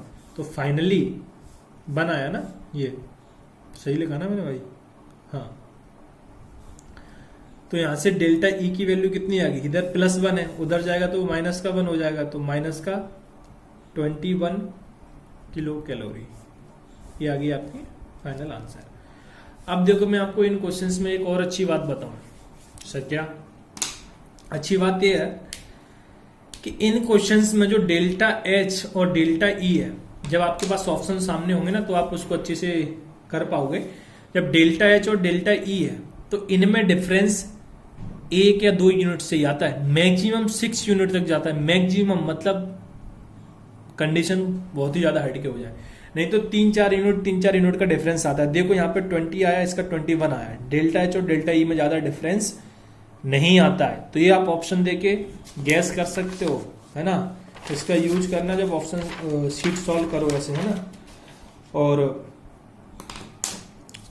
तो ये मैं आपको बता चुका हूं, है ना, मतलब बता रहा हूं कि आपको क्या करना है, ये चीज को भी अपने माइंड में रखना है क्वेश्चन सॉल्व करते समय, है ना, कि इनमें डिफरेंस ज्यादा नहीं होना चाहिए ना। मैं आपको और भी क्वेश्चंस कराऊंगा जिसमें आप देखोगे डिफरेंस ज्यादा नहीं आएगा, माइनर डिफरेंस आता है जनरली तो 1 और 2 यूनिट से ही आता है, बट कुछ ऐसी कंडीशंस हो कि 5 यूनिट तक चला जाए, बस उससे ज़्यादा नहीं जाता। जबकि ऑप्शन तो बहुत डिफरेंस के होते हैं, 20 यूनिट डिफरेंस के होते हैं, 100 यूनिट से डिफरेंस के होते हैं। ऐसे मान लो इसका डेल्टा एच -20 था, तो डेल्टा ई ऑप्शन होता मान लो 100 दे दिया होता, समझ रहे हो ना, इतना डिफरेंस नहीं आता। तो आप 1-2 ऑप्शन ऐसे ही हटा सकते हो। ये सब कब काम आते हैं, जब आपको पता है 2 ऑप्शन रिमूव हो रहे हैं, फिर आपके पास क्या बचा, 50% बचा आपके पास चांसेस। ABCD 4 ऑप्शन थे ना, तो आपने 2 हटा दिए कि 2 तो पता है कंफर्म नहीं है, अब इन 2 में से क्या है, कोई एक है। तो ऐसे क्वेश्चन को क्या करते हो, छोड़ के आओगे। अगर आपको ये चीज़ नहीं पता है तो मैं तो बोलूँगा ऐसे क्वेश्चन कभी छोड़ना ही नहीं चाहिए भाई। वैसे भी आप जो क्वेश्चन सॉल्व करते हो, नॉर्मल बच्चे की मैं बात कर रहा हूँ, जो नॉर्मल बच्चा है वो 100% मुश्किल से 50% क्वेश्चन में कॉन्फिडेंट रहता है कि मेरा ये 100% सही है। और ऐसे बोलो तो सबके हिसाब से आंसर तो सही होता है, बट जो नॉर्मल स्टूडेंट है वो भी इस ट्रिक को मतलब समझ रहे हो ना, ज्ञान कर सकता है कि आपके यहाँ क्या है, यहाँ पे आपके 25% चांसेस थे, आपने 2 ऑप्शन हटा दिए, आपके 50% चांसेस होने के हो गए, सिलेक्शन होने के, मतलब क्वेश्चन सही होने के। 50 में समझ रहे हो ना, तो वहां आपके 2 में से 1 देना है, तो सही होने के चांसेस ज्यादा हो गए। इस टाइप के क्वेश्चंस करना चाहिए मेरे को लगता है, जो नॉर्मल स्टूडेंट है उनको, है ना। ठीक है, मैं इसमें एक क्वेश्चन और ले लेते हैं अपन। Heat of reaction at constant pressure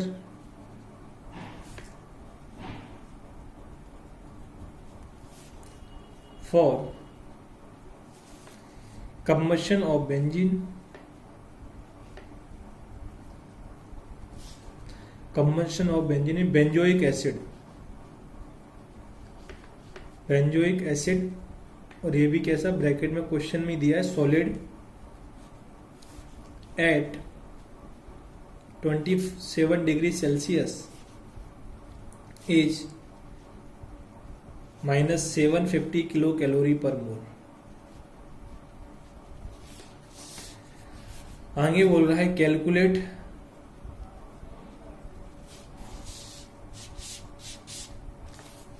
heat of reaction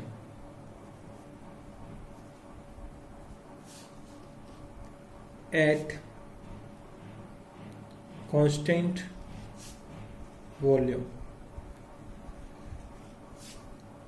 eight 27 degree Celsius. बस मैं ऊपर लिखता हूं।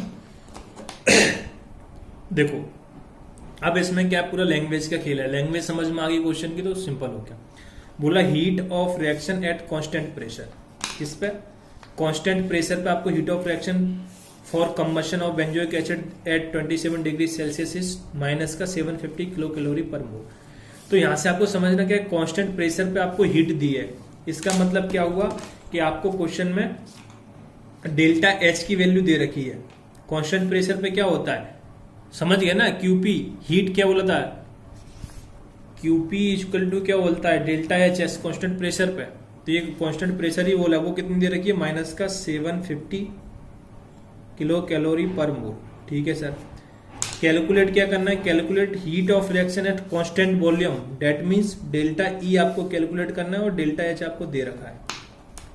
जब इतना समझ में आ गया तो फिर इसमें कुछ नहीं है, डेल्टा ई आपको कैलकुलेट करना है। अब देखो पहले तो रिएक्शन लिखना ही सबसे बड़ा काम है, C6H5COOH बेंजोइक एसिड सॉलिड बोल रखा है, प्लस ऑक्सीजन 7 कार्बन है, 6 + 1 7, तो 7 तो क्या बन जाएंगे, CO2 गैस।